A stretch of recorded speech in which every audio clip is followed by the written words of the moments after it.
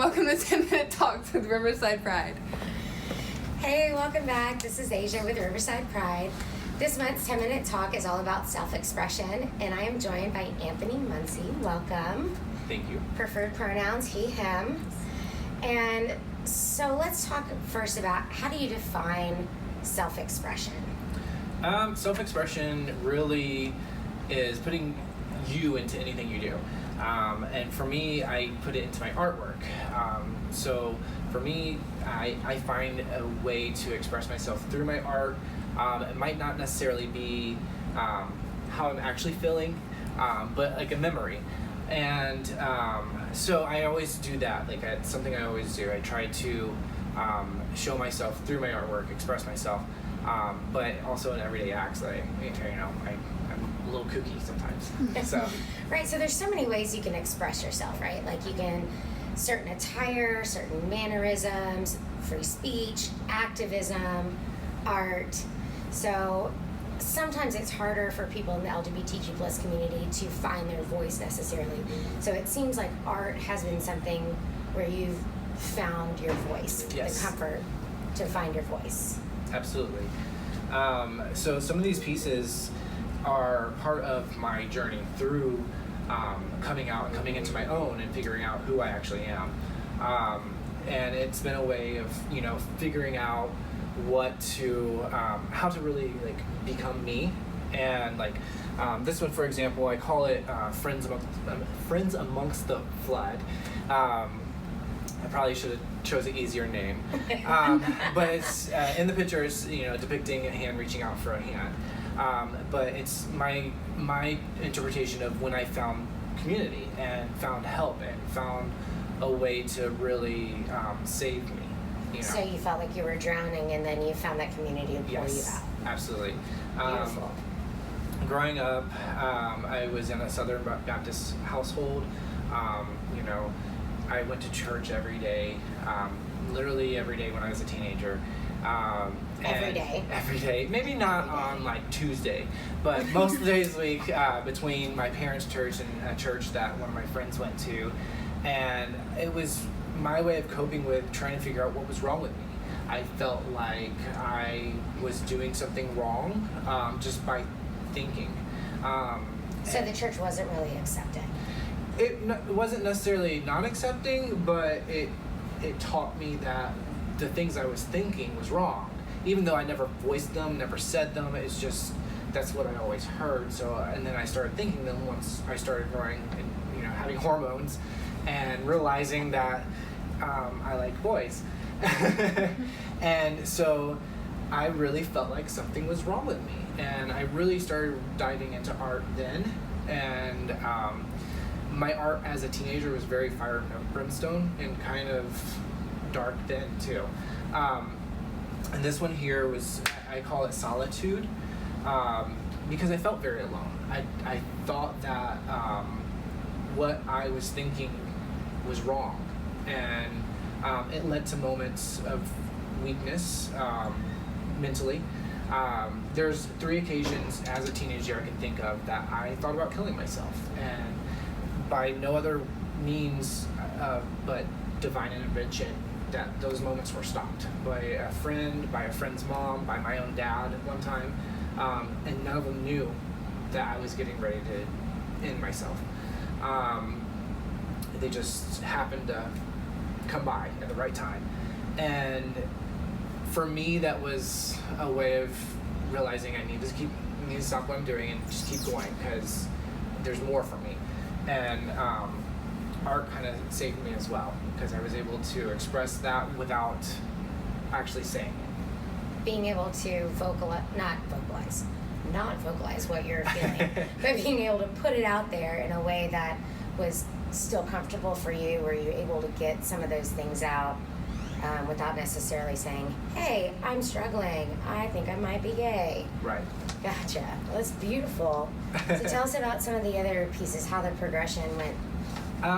So there is one up here about building walls around me, or holding up my walls, and that was a adventure in my coming into my own, where I felt like I had to put walls up around me and not let anyone in, because what I was feeling was wrong, and I needed the strength to make that, keep the rest of the world out, because that was wrong.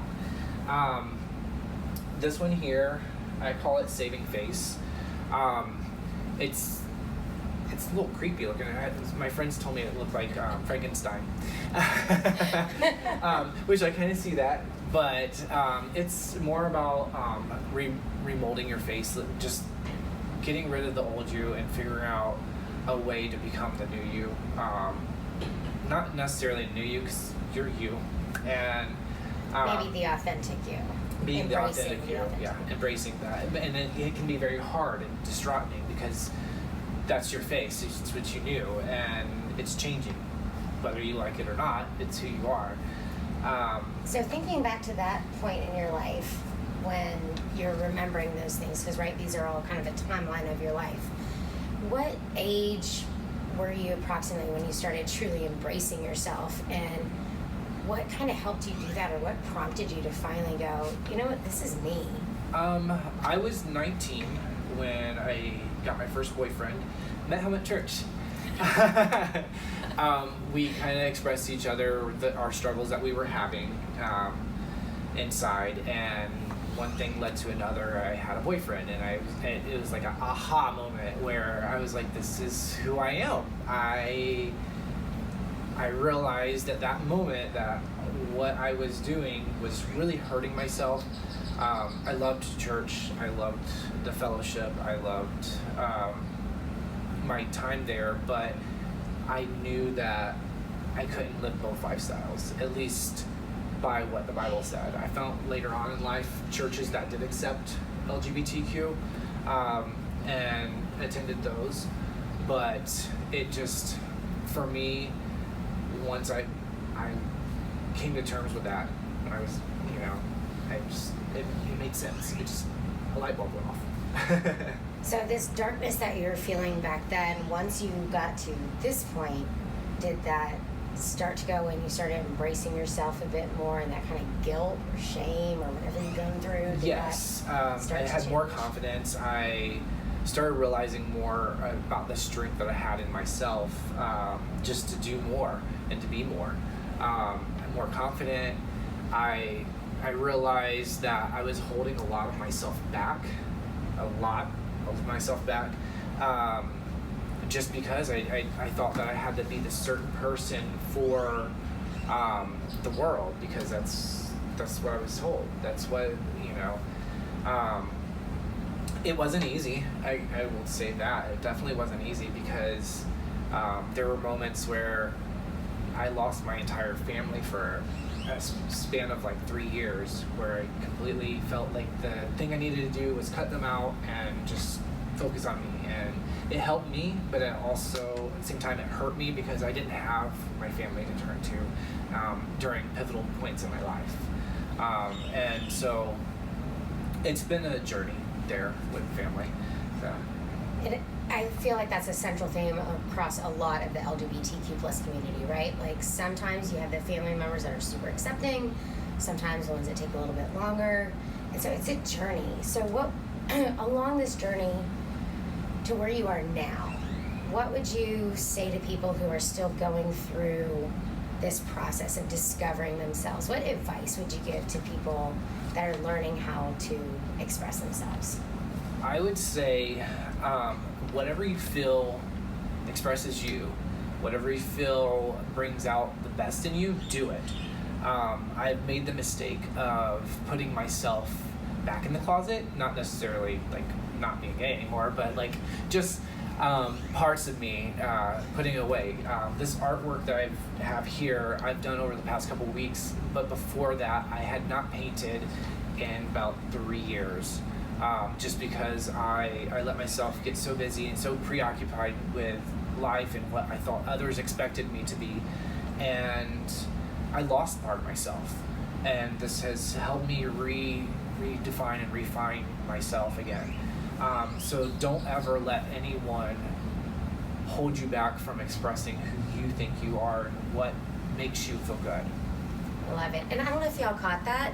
The last couple weeks he's done this collection. By the way, are you selling your art? I would love to sell my art. I have never sold a piece. Never. Look how I've good donated this is. to the HRC. I've donated to the AIDS Task Force in Ohio. I'm from Ohio originally. And I know those pieces went for a good amount of money towards charity, which was awesome to think of, but I never have had the confidence in myself to sell them. So that's another thing I'm working on. And he's been sharing them with us on LGBTNB and Riverside Pride, and we're all kind of obsessed.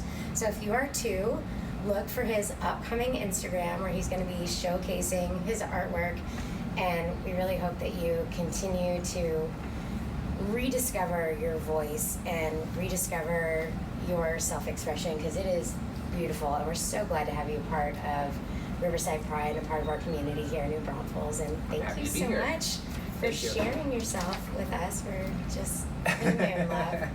Awesome. I'm very happy to be here. This is good. All right. I like community. Well, thanks, guys. We'll see you next month.